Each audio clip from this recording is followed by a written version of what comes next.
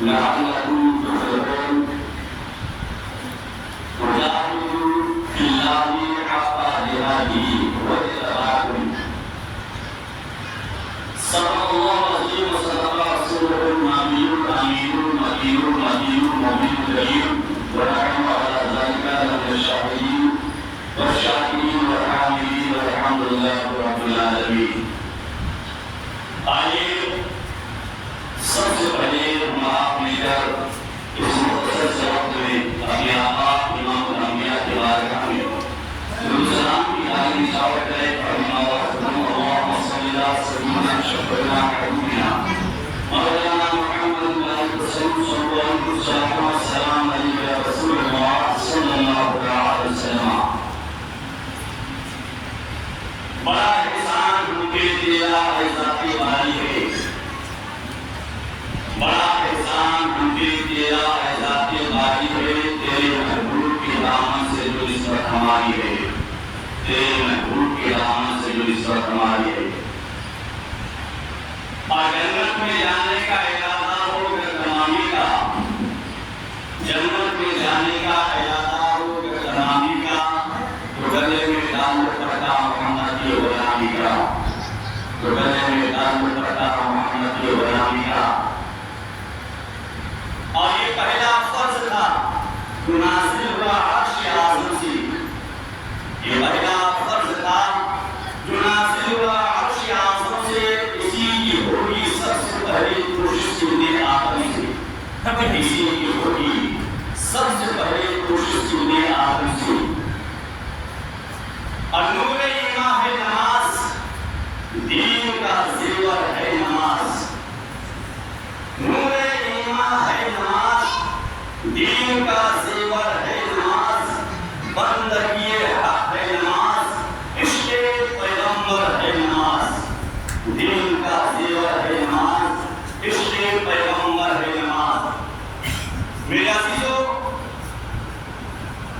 انتہائی آپ سب اپنی تعریف ہے اور اللہ رب العزت آپ کا بیٹھنا اللہ کی نظر میں حاضرانہ قبول فرمائے. کافی عرصے کے بعد یہ روزگار اس خانہ خدا میں آپ کے سامنے کھڑا ہوا ہے. اللہ رب العزت قرآن مقدس کے پارہ 17 سورہ حج سورۃ القابض آیت نمبر 77 میں ارشاد فرمایا یا ایھا الذین آمنوا ارکعوا واسجدوا واعبدوا ربکم. اے ایمان والو، اللہ کو رکوع کرو، رکوع کرو، واسجدوا اور اپنے رب کو سجدہ کرو، واعبدوا ربکم اور اپنے رب کی عبادت کرو، وافعلوا الخیر اور نیک کام زیادہ سے زیادہ کیا کرو. کیوں؟ ہم کامیابی تلاش کرتے ہیں دنیا کے کاموں میں، ہم جیت اور فتح تلاش کرتے ہیں دنیا داری میں، لیکن آؤ رب کعبہ کی قسم، ابن آدم کی کامیابی کہاں ہے؟ ابن آدم کے لیے فلاح اور بہبودی کہاں ہے؟ ابن آدم کے لیے سفلتا اور جیت کہاں ہے؟ تو رب تبارک تعالیٰ ارشاد فرماتا ہے اے میرے بندو، تم میرے سامنے جھکا کرو، مجھے سجدہ کرو، میری عبادت کرو، میں دنیا کو تیرے قدموں میں ڈال دوں گا. میں دنیا کو تیرے قدموں میں ڈال دوں گا. تم رشتے کے لیے پریشان ہے تو پریشان مت ہو، رشتے چل کر آئے گی. شرط یہ ہے کہ تم اپنے رب کو سجدہ کیا کرو، اپنے رب کے سامنے جھکا کرو. میرے عزیزو، انسان کے لیے کامیابی کس قدر ہے، آئیے میں آپ کو لے کے چلتا ہوں. حضرت ایک اللہ کے ولی حضرت عبد الرحمن بجلی رحمۃ اللہ تعالیٰ علیہ کا واقعہ آپ کے سامنے کے حوالے کرتا ہوں. آئیے، کون ہے حضرت عبد الرحمن بجلی رحمۃ اللہ اللہ تعالیٰ علیہ جو اللہ کے مقرب بندہ ہے، جو رب تبارک تعالیٰ کا برگزیدہ بندہ ہے، اللہ تبارک تعالیٰ کامیابی کیسے دیتا ہے؟ وہی حضرت عبدالرحمن بن نعم بجلی رحمۃ اللہ تعالیٰ علیہ جو ایک ظالم اور جابر بادشاہ کے زمانے میں جیا کرتے تھے۔ کون ہے وہ ظالم بادشاہ؟ حجاج بن یوسف کا زمانہ ہے۔ کون نہیں جانتا ہے حجاج بن یوسف ظالم بادشاہ تھا؟ کون نہیں جانتا ہے حجاج بن یوسف ایک جابر بادشاہ تھا؟ کون نہیں جانتا ہے حجاج بن یوسف ایک ظالم اور جابر بادشاہ تھا؟ میرے عزیزو، لیکن حضرت عبدالرحمن نعمی بجلی رحمت اللہ تعالیٰ علیہ اللہ کا ایک نیک بندہ، پاکیزہ بندہ، ایک متقی پرہیزگار بندہ ہے، ایک اللہ کا پرہیزگار بندہ ہے۔ لیکن جہاں حضرت عبدالرحمن بن نعم بجلی رحمت اللہ تعالیٰ علیہ کی زہد و تقوی اور طہارت، متقی، صدق و صفا کا چرچا تھا، وہی حضرت عبدالرحمن نعمی بجلی رحمت اللہ تعالیٰ علیہ کے تعلق سے یہ بھی چرچا تھا کہ آپ ایک نیڈر انسان تھے، آپ ایک صدق و صفا والے انسان تھے، آپ بڑے بڑے ظالم اور جابر بادشاہوں کے سامنے حق بولنے سے کبھی گریز نہیں کیا کرتے تھے۔ آپ نے ظالم بادشاہوں کی آنکھوں میں آنکھیں ڈال کر بات کیا ہے، آپ نے ظالم اور جابر بادشاہوں کے سامنے سینہ تان کر بات کیا ہے، کبھی ظالموں سے گھبرایا نہیں ہے، کبھی جابروں سے گھبرایا نہیں ہے، کبھی ظلم کرنے والوں سے ڈرا نہیں ہے۔ میرے عزیزو، حضرت عبدالرحمن بن نعم بجلی رحمۃ اللہ تعالیٰ علیہ کا یہ چرچا تھا کہ آپ بڑے بڑے بادشاہوں کے سامنے حق بولنے سے آپ گھبراتے نہیں تھے۔ یہی وجہ ہے، اسی کارن ظالم اور جابر بادشاہ حجاج بن یوسف نے آپ کو گرفتار کیا، گرفتار کر کے ایک جیل کے قید خانے میں ڈال دیا، ایک کالی کوٹھری میں ڈال دیا۔ کیوں؟ تاکہ میرے سامنے میرے بدگمانی کے خلاف بھی بولنے والا نہ رہے، زمین پر کوئی ناحق کے خلاف آواز اٹھانے والا نہ رہے، زمین پر کوئی سچائی کے خلاف آواز اٹھانے والا ناحق کے خلاف آواز اٹھانے والا نہ رہے۔ حجاج بن یوسف نے حضرت نعیم بن بجلی رحمۃ اللہ تعالیٰ علیہ کو قید خانے میں اس لیے ڈالا تھا، دنیا جانتی تھی کہ حجاج بن یوسف ایک ظالم اور جابر بادشاہ ہے اور ناحق کام کرنے والا ہے۔ حجاج بن یوسف نے حضرت نعیم بن بجلی رحمۃ اللہ تعالیٰ علیہ کو قید خانے میں ڈال دیا تاکہ اس کے خلاف بھی بولنے والا نہ رہے، اس کی آنکھوں میں آنکھیں ڈال کر کوئی بات کرنے والا نہ رہے، اس کے خلاف بھی آواز اٹھانے والا نہ رہے، اس کے خلاف بھی قدم اٹھانے والا نہ رہے۔ لیکن میرے عزیزو، جہاں جب کوئی فرعون پیدا ہوتا ہے تو اللہ تبارک تعالیٰ موسیٰ ضرور بھیجتا ہے، جہاں نمرود پیدا ہوتا ہے رب تبارک تعالیٰ ابراہیم کو ضرور بھیجتا ہے، جب بھی زمین پر فتنہ ہوا ہے رب تبارک تعالیٰ اور فتنہ کے سر کو کچلنے کے لیے اللہ ایک زمین پر مجاہد بھیجا ہے، ایک اپنا مربع بندہ بھیجا ہے۔ حضرت عبدالرحمن نعمی بجلی رحمۃ اللہ تعالیٰ علیہ کو قید خانے میں ڈال دیا، 6 مہینے تک آپ کو قید میں رکھا گیا۔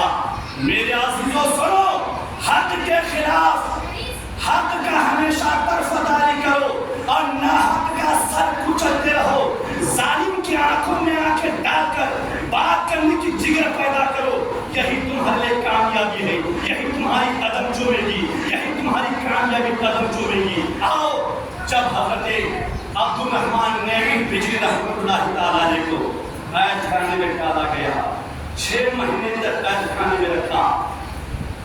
6 مہینے کے بعد حجاج بن یوسف نے جیل کے جیلر کو بلایا اور بلا کر کہا، جاؤ قید خانے کے اس روم کے تالا کو کھولو جس میں عبدالرحمن بن نعیم بجلی رحمۃ اللہ تعالیٰ علیہ کو ڈالا گیا ہے۔ اب وہ مر گیا ہوگا، وہ سڑ گیا ہوگا، نکالو اس کی باڈی کو دفن کر دو۔ حاکم کے حکم پر تعمیل کرتے ہوئے جیل کے جیلر آیا اور آ کر قید خانے کے تالے کو کھولا۔ جب کھولا، جیلر کی نظر جب پڑی تو حیران و شزدر رہ گیا، تعجب ہو گیا، اس کے پاؤں تلے سے زمین کھسک گئی۔ کیا دیکھتا ہے کہ وہ بندہ خدا، وہ اللہ کا مقرب بندہ جسے ناحق ستایا گیا تھا، وہ اللہ کا پیارا بندہ جس پر ناحق ظلم کیا گیا تھا، وہ اللہ کا مقرب بندہ جو ناحق کے خلاف آواز اٹھاتا تھا، جو ظالم کی آنکھوں میں آنکھیں ڈال کر بات کیا کرتے تھے، آج وہ 6 مہینہ کے بعد بھی جیل خانے میں زندہ رہا ہے۔ کیا دیکھ رہا ہے؟ اللہ کو سجدہ کر رہا ہے۔ کیا دیکھ رہا ہے؟ رب کے سامنے سروا سجود ہے۔ کیا دیکھ رہی اس کی آنکھیں کہ وہ بندہ جسے قید کیے ہوئے 6 مہینہ گزر چکا تھا، جس کے لیے دانا بند کر دیا گیا تھا، جس کے لیے پانی بند کر دیا گیا تھا، جس کے رہنے کی جگہ پہ روشنی کا انتظام نہیں تھا، کوئی آرام دینے والی چیز نہ تھی، آج وہ اللہ کا بندہ آج بھی زندہ ہے اور اپنے معبود برحق کو سجدہ کر رہا ہے۔ سجدے کی طاقت ہے میرے عزیزوں، ظالم سے کبھی نہیں ڈرنا، شاگرد سے کبھی نہیں ڈرنا، آنکھوں میں آنکھیں ڈال کر بات کرنے کی جگر پیدا کرنا۔ میرے عزیزوں، جیل کے جیل میں بادشاہ کو برا خبر دیا، وہ جاج بن یوسف آیا، جب اس نے بھی دیکھا تعجب ہو گیا، فوراً حکم دیا اس کو رہا کرو، اس کو آزاد کرو۔ تو نماز کی برکت دیکھو، عبادت کی برکت دیکھو، سجدے میں برکت دیکھو۔ جب بندہ خوف خدا میں خشیت الہی کو لے کر، مصطفیٰ کی سنت کو لے کر اور اللہ والے کے طور طریقہ کو لے کر اپنے معبود برحق کو سجدہ کرتا ہے، تو رب تبارک تعالیٰ اس بندے کو زمین پر ہر باطل قوتوں سے زندہ تابندہ رکھتا ہے، ظالم کو مسمار کرتا ہے، ظالم کو تباہ کرتا ہے اور ظالم کے لیے سبب بنا دیتا ہے کہ سن، اگر نہ کسی کو ستائے گا، نہ کسی کو پریشان کرے گا، نہ کسی کو مجبور کرے گا، تو دنیا نہ دیکھے نہ صحیح، اس کو تو رب دیکھ رہا ہے، خلاق کائنات دیکھ رہا ہے۔ ارے جس کی رب حفاظت کرے بندہ اس کی کوئی بگاڑ نہیں سکتا ہے۔ اسی مقام پر کسی شاعر نے کہا ہے کہ فانوس بن کر جس کی حفاظت ہوا کرے، فانوس بن کر جس کی حفاظت ہوا کرے، وہ شمع کیا بجھے جسے روشن خدا کرے، وہ شمع کیا بجھے جسے روشن خدا کرے۔ تو ظالم سن، جب رب جس کا محافظ ہو جائے، دنیا اس کی کوئی بگاڑ نہیں سکتی۔ رب تبارک تعالیٰ قرآن مقدس میں ارشاد فرماتا ہے، یا ایھا الذین آمنوا ارکعوا واسجدوا واعبدوا ربکم وافعلوا الخیر لعلکم تفلحون۔ اے میرے بندو، تم اپنے رب کو سجدہ کرو، اپنے رب کی عبادت کرو، رب تبارک تعالیٰ کے سامنے جھکا کرو، اس رب کو سجدہ کرو جس رب نے کائنات کو وجود بخشا ہے، وجود بخشا ہے۔ اور مصطفیٰ جان رحمت السلام پڑھا کرو، آپس میں اتفاق، اتحاد، الفت و محبت پیدا کرو، یہی تیرے لیے کامیابی ہے۔ اللہ رب العزت ان کی عمر والدائے محترمہ کو جزا خیر عطا فرمائے۔ اللہ کی قدر صورت دے دیا میرے عزیزوں، اور رسول کامل کی محبت میں جیا کرو، صلاۃ و سلام پڑھا کرو۔ آقا کریم فرماتے ہیں، عن انس بن مالک رضی اللہ تعالیٰ قال قال رسول اللہ صلی اللہ علیہ وسلم من صلی علیہ فی یوم الف مرۃ لم یمت حتی یرا مقعدہ فی الجنہ۔ ایک جلیل عالم دین آپ کے مابین دین کے کام کر رہے ہیں، پوچھ لیجیے گا، حدیث پاک میں آتا ہے، آقا کریم نے ارشاد فرمایا کہ جو ہر روز 1000 مرتبہ رسول کامل کی ذات بابرکہ پر درود پڑھا کرے گا، درود پڑھا کرے گا، ثمرہ کامل۔ آقا کریم فرماتے ہیں لم یمت حتی یرا مقعدہ فی الجنہ، وہ اس وقت تک نہیں مرے گا جب تک کہ جیتے جی زمین سے جنت میں اپنا ٹھکانہ لے۔ سبحان اللہ، وہ مرنے سے پہلے جنت میں اپنا ٹھکانہ دیکھے گا جب ملک الموت اس کی روح قبضہ کرے گا، مرنے سے پہلے جنت میں اپنی جگہ دیکھ لے گا جب ملک الموت اس کی روح کو قبضہ کرے گا۔ کیوں؟ مصطفیٰ کا دیوانہ ہے، رسول کامل کا شیدائی ہے، زمین پر جیتے جی اللہ کے رسول پر درود و سلام پڑھا کرتا ہے، تو رسول سے تعلق اس قدر تو شاید آخرت ہے کہ رب تبارک تعالیٰ ایمان کی دولت سے ایمان کی دولت سے کرتا ہے۔ میرے عزیزوں، وقت جمع کا ہو چکا ہے، اللہ رب العزت کی بارگاہ میں وقت، اللہ تبارک تعالیٰ آپ سب کو خوش اور اللہ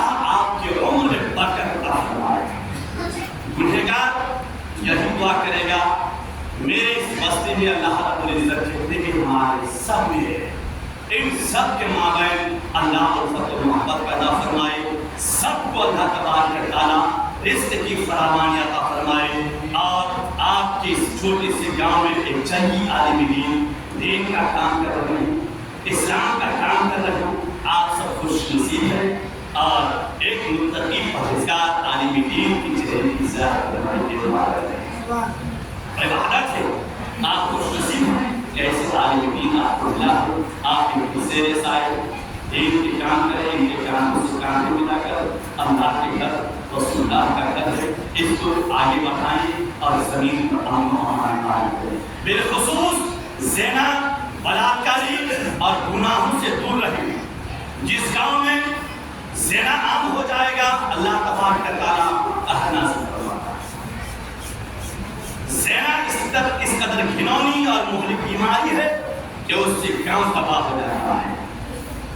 سماج میں امن و امان چین و سکون قائم کریں، اللہ کی بارگاہ میں انتظار دعا کرتا ہے، آپ کو اے بار الہ اس بستے میں امن و امان قائم کرنا، اور اس میں جتنے بھی ہمارے اسلام کے نوجوان ہیں، آقا کے دیوانے ہیں، رسول اکرام کے پروانہ ہیں، میرا رب ان سب کو خوشحال رکھے اور سب کے مابین محبت، عقیدت، الفت قائم و قائم رکھے، ہر ایک دوسرے سے کاندھے سے کاندھے ملا کر اس چمن کو آگے بڑھائیے۔